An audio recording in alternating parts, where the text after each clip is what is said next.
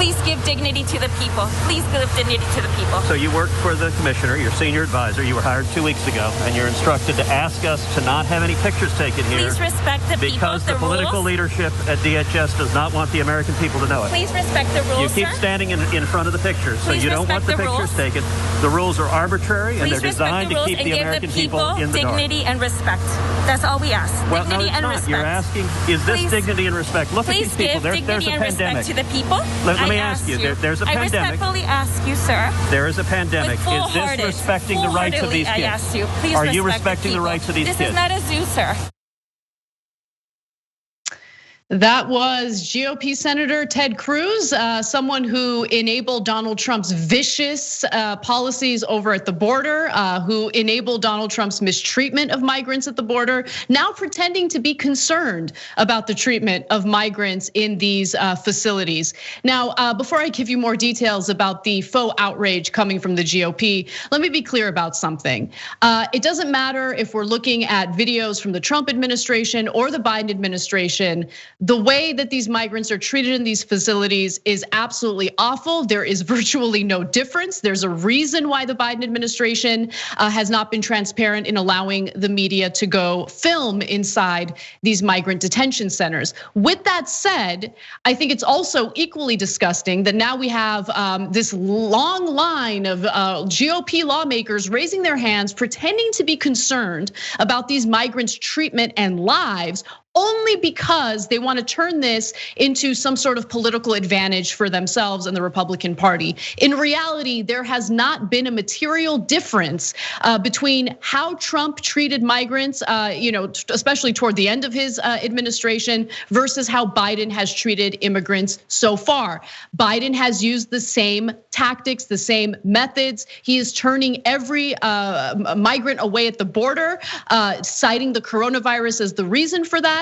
He claims that he's different from Trump because he's not turning unaccompanied minors away. But let's be clear, the federal courts had already ruled in the tail end of Trump's administration that Trump wasn't able to turn the migrants away, the unaccompanied migrants away. And so even if Biden wanted to, he wouldn't be able to. So effectively, there's really no difference in the two administrations right now as we speak, okay? The rhetoric is different, but the actions so far have not been different. And it's important for people to know that. With that said, though, let's hear more from these lunatics who pretend as if they care about anyone's lives, much less the lives of migrants. Take a look. The wrong way to come is putting children in the custody of human traffickers. These are vicious transnational criminals. As several folks told you, we just saw a dead body floating on the Rio Grande coming by of someone who died, crossing, no doubt, with a trafficker. This is inhumane, what is going on, and the Democrats have made decisions. Joe Biden and the Biden administration have made decisions that are causing these people to suffer, and to do this in a pandemic is particularly irresponsible. I'm not going to give this up. I voted for every comprehensive immigration bill that's ever come out of the United States Senate. It is impossible for me to sit down with Dick Durbin and negotiate any solution to people already here, because if you legalize one person until you fix this problem, you're going to have a human tsunami.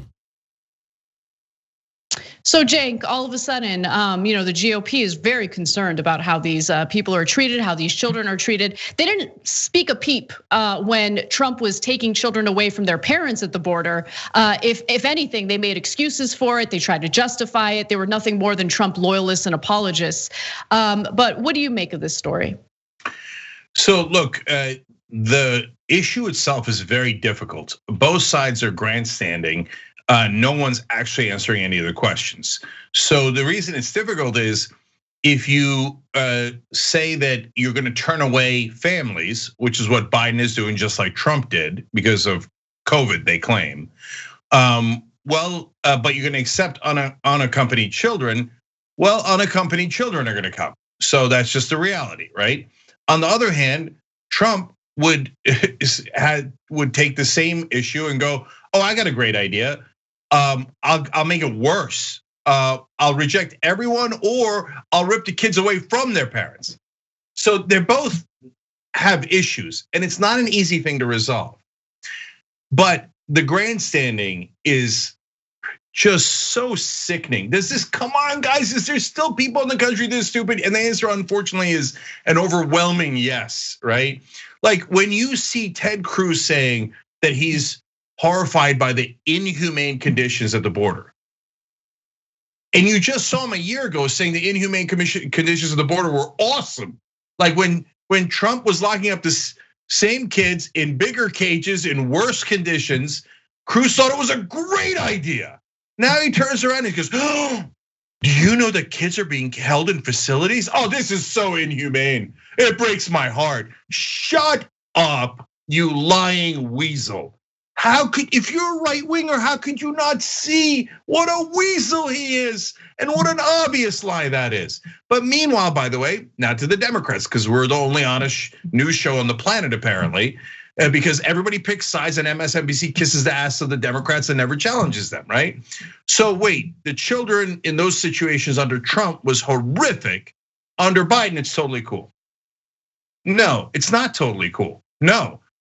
We reported on Homestead, about a week ago. Kamala Harris said, "Oh my God, this Homestead detention facility is outrageous, and the first thing I would do is shut it down." Biden reopened it. Okay, wait a minute now. Wait a minute. So on the Biden administration side, I understand that this is a very difficult problem and it is hard to fix overnight. So you want to give them a little bit of leeway, some time to figure out how to do it right, okay. But that time has a limit. And so I don't know what the limit is, but we're probably coming up on it pretty soon. But both sides pretending what the other side did is terrible and what they're doing is angelic, while they both did the same thing, is maddening. Right, and look, it's not an easy issue by any means, okay? And what we're seeing so far from the Biden administration is this effort to differentiate itself from Trump, and they're doing so simply by using polite rhetoric and giving people this sense that the Biden administration wants to approach this in a much more compassionate way. But all of these policies, whether they want to believe it or not, they're intertwined. So for instance, when we're having conversations about the US-led coup in Bolivia or the multiple failed coup attempts in Venezuela, those stories are connected to what we experience at our border. The United States, through its foreign policy, goes in, destabilizes countries, throws out or overthrows democratically elected leaders.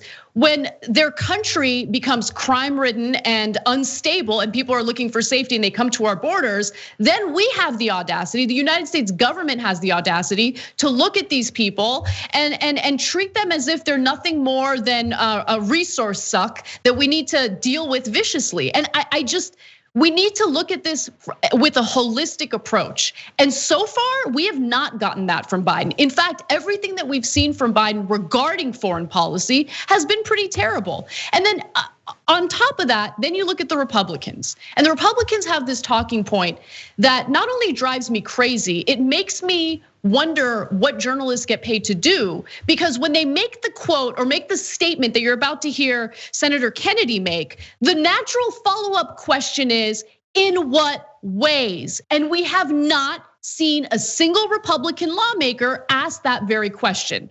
Watch the video and you'll know what I'm talking about. What you see behind me, these children and these mothers and fathers and relatives, is a direct result of President Biden's policies. We need an immigration system that looks like somebody designed it on purpose. And this is not that. I mean, it breaks your heart. And all of these people here have been used, and President Biden has allowed them to be used. So Senator John Kennedy saying that those children are being used as he's literally using them for his own political posturing. But with that said, he also tells reporters, all we have to do is go back to what we were doing before. President Biden undid everything that the Republican Congress and the Trump administration did. It'll be fixed in a week. Okay, what? Okay, so natural follow-up. What exactly did Biden undo? What exactly did Biden undo? Because he didn't reverse Trump's policy of turning all of these migrants back as they're seeking asylum. That's what Biden's doing right now. The only exception is that he's not turning unaccompanied minors away, but that's because federal courts indicate that he can't do that. So literally Biden is not doing anything differently from what Trump was doing.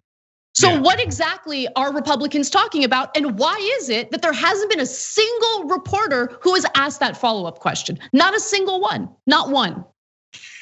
No, I mean, you want to talk about reporters. Okay, let's have that conversation for a second. Are they gonna ask both sides? And look, I don't know if there's a single honest person on the right wing, but can you guys challenge your own politicians at all? So because we do it, so and we're asking reporters to actually be nonpartisan.